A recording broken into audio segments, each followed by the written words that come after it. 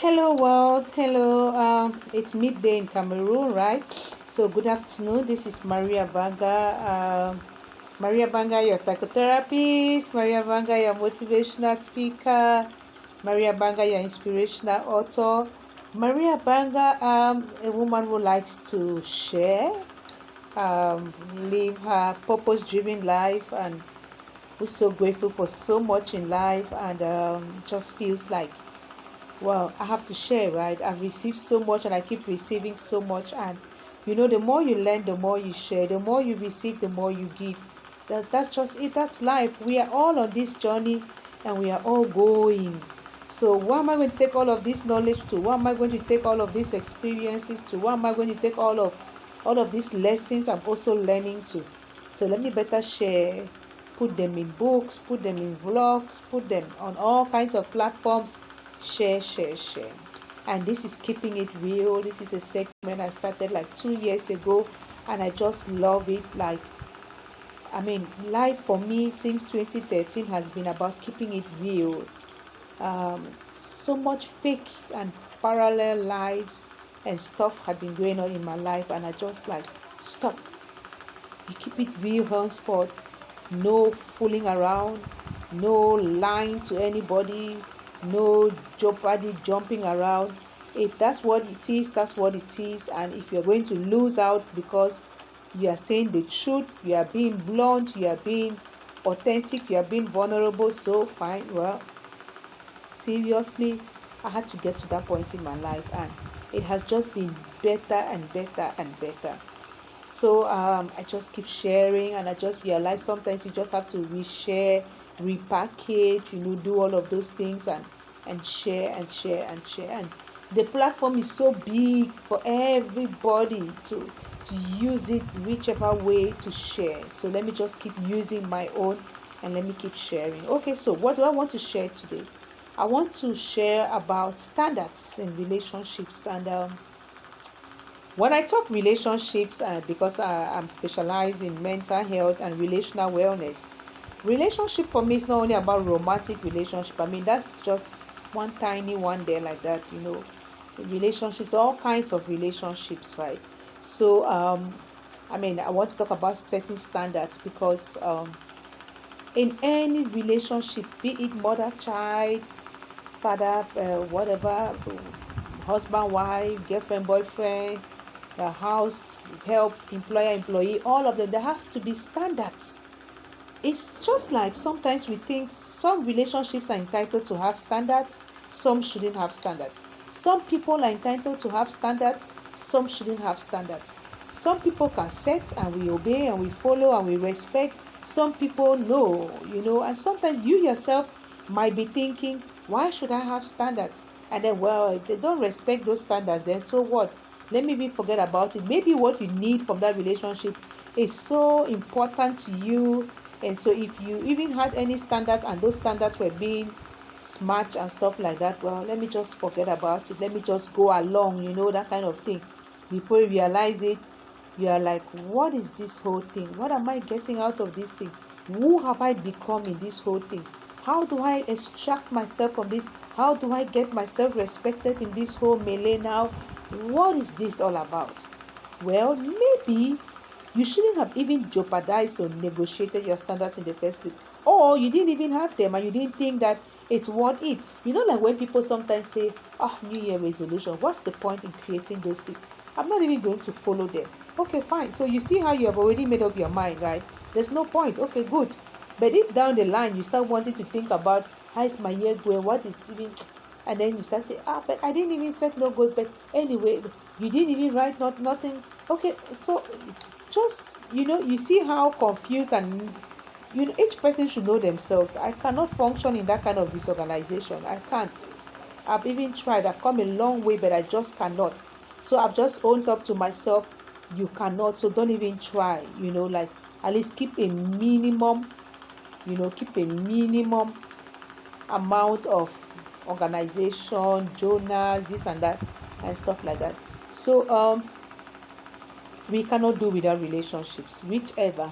Even love relationships, people say, I've been hurt, I'm not going there again. You will still go there.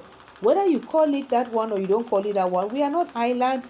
We are not what they say, not being a carpenter make me. So my body is not made by a carpenter and all of those things. Even if it's a sex relationship, that's still a relationship. Even if it's a 1 day, 1 hour, that is just it. So I think that even sex workers have standards. They should have, right? Do you just go with any kind of person for the money, or do you talk about it? All of those kind of things. So do you have standards in your relationship, or are you a we take them as it comes person?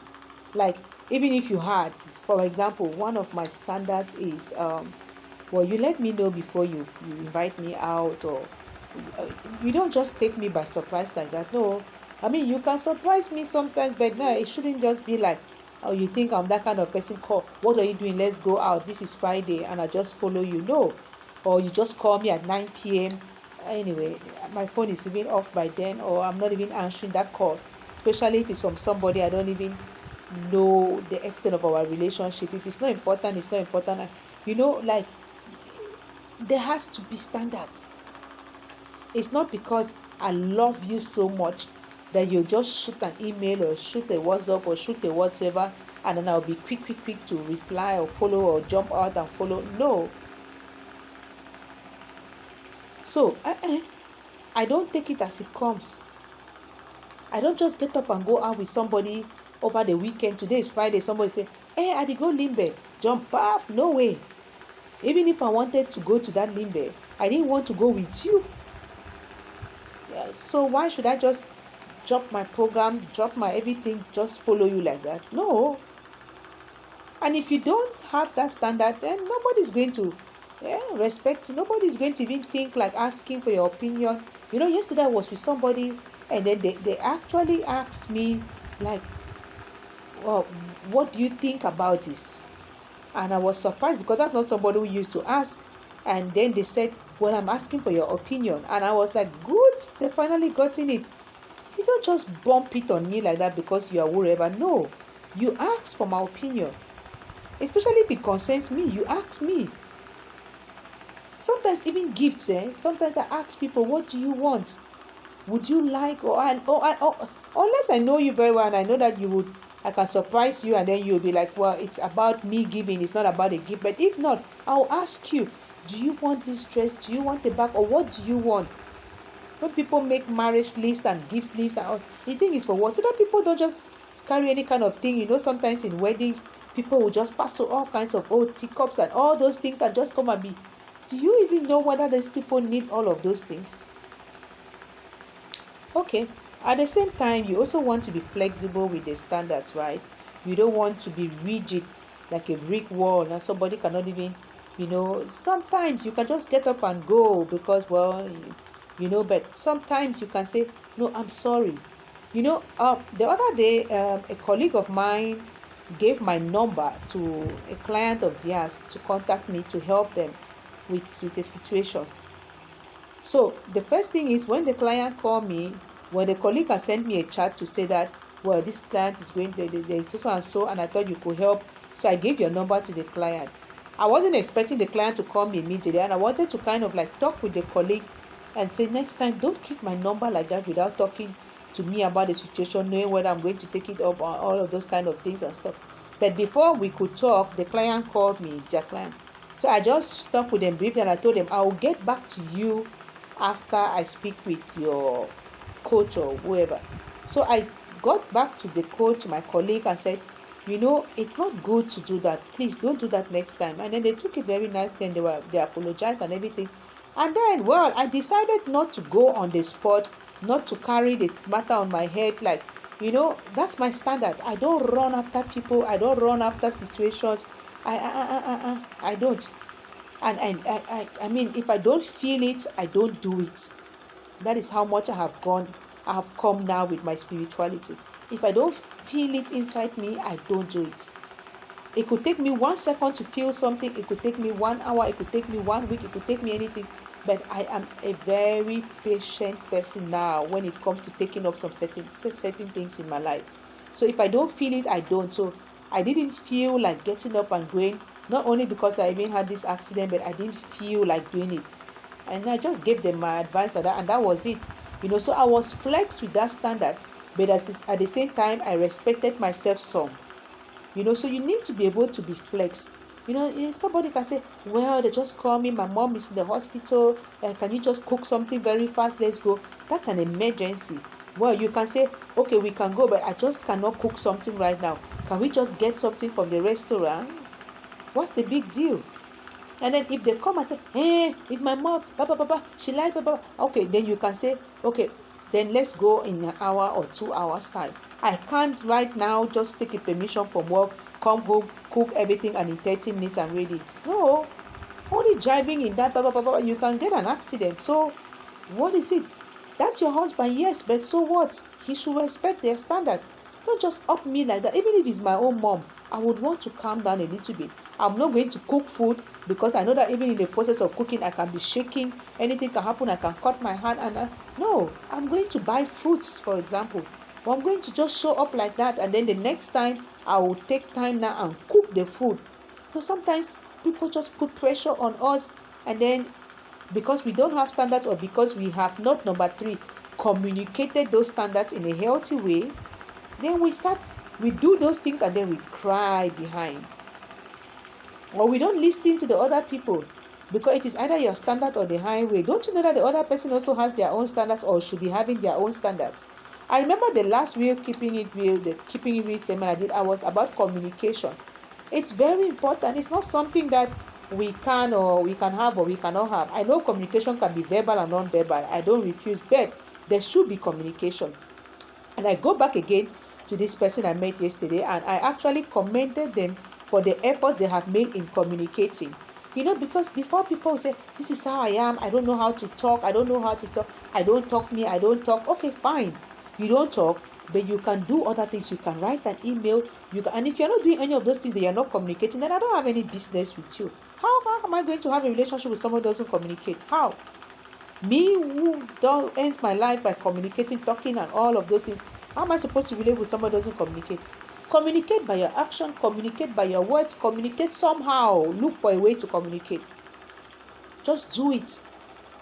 I cannot be the only person trying to understand what you want. As if you're a baby who is crying and cannot talk, and I have to figure out whether you are full, whether you are hungry, No. You communicate. So if you have standards, communicate those standards.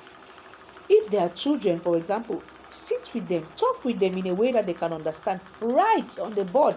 Do something. I do it in my house every day. I communicate. Whichever way, but there should be a way. Communicate. And then try to follow up to see that the other person has understood what you are saying.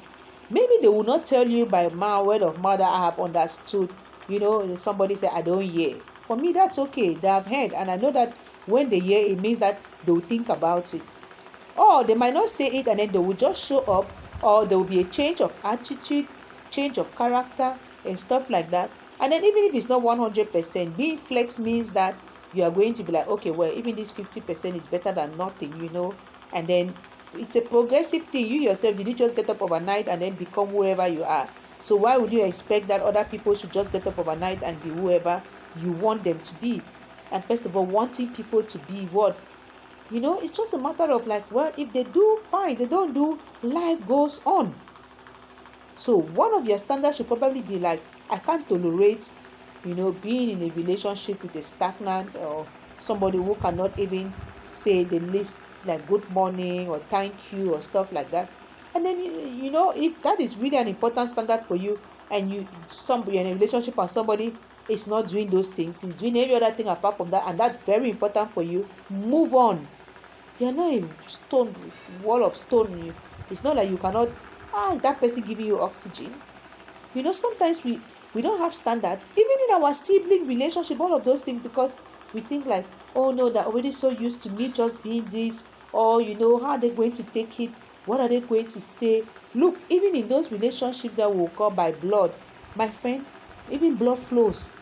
So it mustn't be it's a 24/7 relationship, and I talk with you all the time, and I do all what you want me to do, and then you start being bitter because they're not doing all what you wanted. Are you even obliged to run all of those errands and be that serviceable person and all of that? Are you actually doing it for them or for your own ego? And so if they don't do all what you want them to do, so you to drop, stop doing all what they want you to do. Don't be there angry that they're not doing all what you want you to do, but yet you are doing all what they want you to do. No. Check your own self. Must you do all of that? Must you go and visit? Must you buy? Must you? Are you a brick of wood? And you know, people are different. You might have one person who likes talking, blah, blah, blah. You have another person who doesn't talk too much, but they show up once in a while.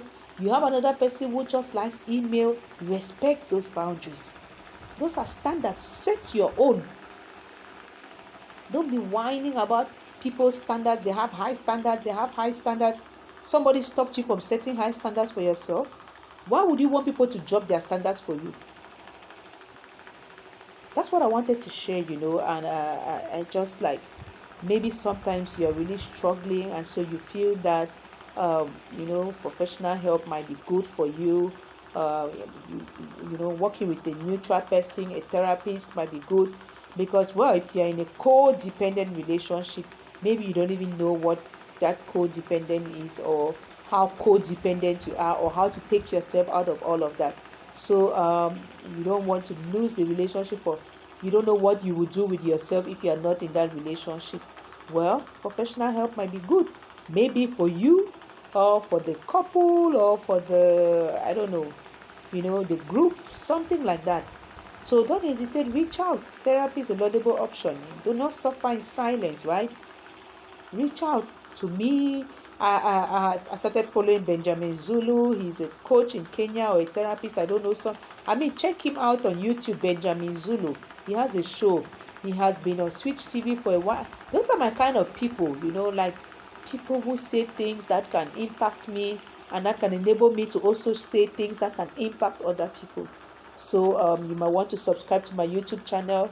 I do this now here because I know that there are some people who follow me on Facebook who are not necessarily YouTube people, but then also because Facebook allows me to download the video, and so I can upload on YouTube later, or live stream. You set standards, then you are flex, then you see how it goes around and stuff like that. So that's just all about it. And my page is Therapist Mark, my Facebook page. I'm also going to put this there. And I have to find out how it works on Instagram. Sometimes I see people doing lives on Instagram. Maybe it has a bigger, I don't know. So that is it. You set them, then you figure out other words, and then all of those things, and then life goes on. Okay, so be unapologetic about you, what you're doing for yourself, your standards. And then remember, it's about your life, and you have just one shot to it. You miss it, you don't know. Not everybody will die at 96 like Cicely Tyson. Some people die at 40, some 30, some 20, so whatever time we have, let's make the best of this time. Let's not waste it chasing, I don't know whether it's gist, or it's rumors, or it's celebrity gossip, or maybe that's your life anyway. So let me not talk like I'm chastising anybody. I'm just doing my own, and I love what I do, and I'm just so grateful for the opportunity to do it and to keep doing it, and for the recognitions that have started coming, like, oh my, so all of this work is impacting. I was doing it, I started it for myself to live my own true life and everything, and then now it's creating such an impact on other people. And so I keep doing it, and I really want to appreciate those who watch, those who reach out to feedback, and those who implement some of those things in their own lives, and get all of these wonderful results, and pay it back to give it back to others, share with others. That's just it. I'm my grandmother's granddaughter, and that was just how it worked for her, and that's how it works for me. Okay. Okay, everybody, have a wonderful weekend. God bless us all.